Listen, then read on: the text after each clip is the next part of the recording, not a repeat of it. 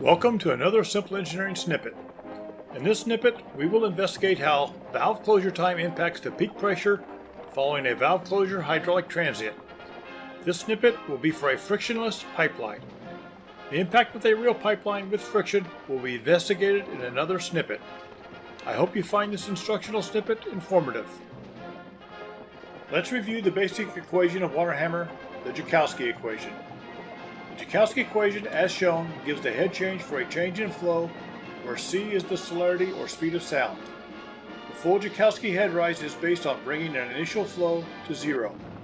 In this snippet, we will be focusing not on the head, but the percent of the full Joukowsky head rise that occurs during the transient. The equation is provided here.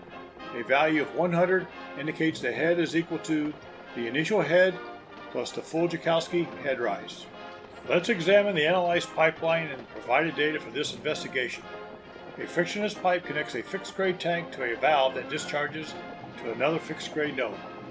This valve will be shut using varying closing times to investigate the resulting pressure transients in the pipeline.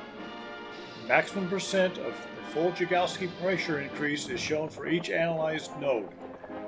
The percent of original flow is also shown for each node. The time-dependent percent full Joukowsky head increase is also shown at each node. Let's review the transient. The time for a pressure wave to travel the full length of the pipe is 1 second. The snapshot is for 0.9 seconds into the transient following the instantaneous closure of the valve. A positive pressure wave is traveling to the left, increasing the pressure and bringing the flow to zero. The yellow bars indicate that those locations have experienced the full Joukowsky head increase based upon the initial flow rate. Now let's examine a snapshot at 1.5 seconds into the transient. The initial wave underwent a negative reflection off the fixed head tank. It is now traveling to the right, lowering the head and causing the flow to reverse. At 2.0 seconds, the negative wave reflects off the shut valve with the same magnitude and sign. It is traveling to the left, lowering pressure and bringing the flow to zero. This snapshot is for 2.5 seconds after the transient. Also note that cavitation is not modeled in this snippet. Cavitation would greatly alter the results. Here is a snapshot at 3.5 seconds. Negative waves reflect off of the fixed head tank as positive waves. Now positive, they travel to the right, raising head and restoring flow to the original flow direction. Here is a snapshot at 4.5 seconds. The positive waves reflect as positive waves off of the shut valve. They travel to the left, raising head while lowering flow. Now let's look at the animation for an instantaneous closure of the valve.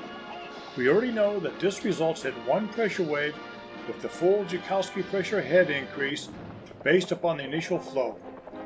That wave will cycle back and forth in the pipe unattenuated since we are ignoring friction.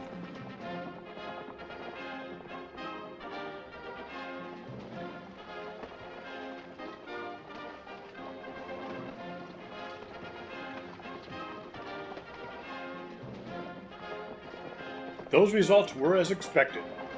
A valve shut instantly will result in the full Joukowsky head increase. The full Joukowsky head increase was seen throughout the pipeline, not just at the valve.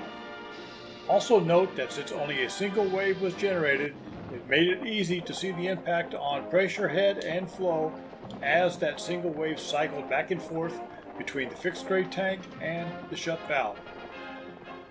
Now let's look at the results for a 1 second valve closure. In this transient, a family of waves will be generated as the valve closes, so it will not be as easy to track waves in the animation. We are interested to see whether this more gradual valve closure results in a pressure head increase less than the full Joukowsky pressure head, and also of secondary interest, if the maximum pressure head increase is applicable to the entire pipeline.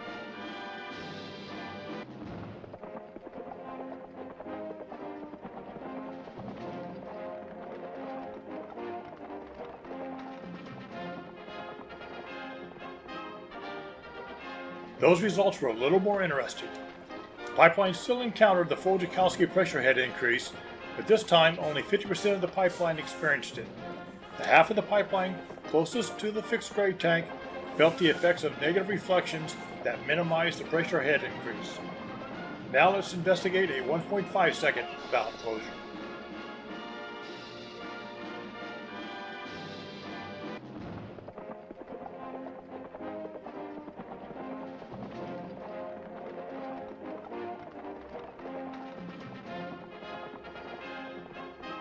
Once again, the side of the pipeline adjacent to the valve experienced the full Joukowsky pressure head increase.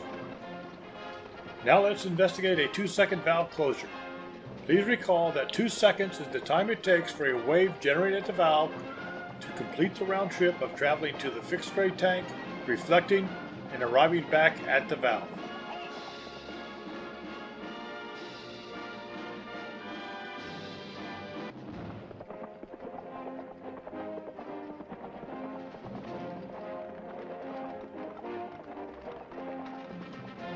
The only location that experienced the full Joukowsky pressure head increase was at the inlet of the valve.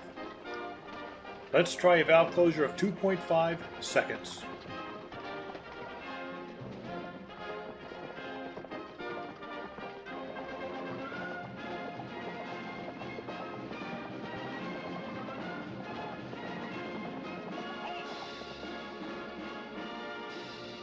There we have it.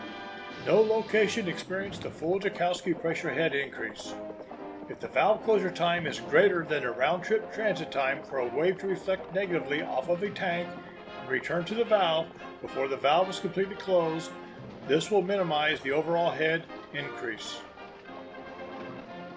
For this simple system consisting of a single frictionless pipe, we can conclude that if the valve closure time is less than or equal to the round-trip transit time for a wave, then the pipeline will experience the full Joukowsky pressure head increase based upon the initial flow. However, if the valve closure time is greater than the round-trip transit time, then the full Joukowsky pressure head increase will not be achieved.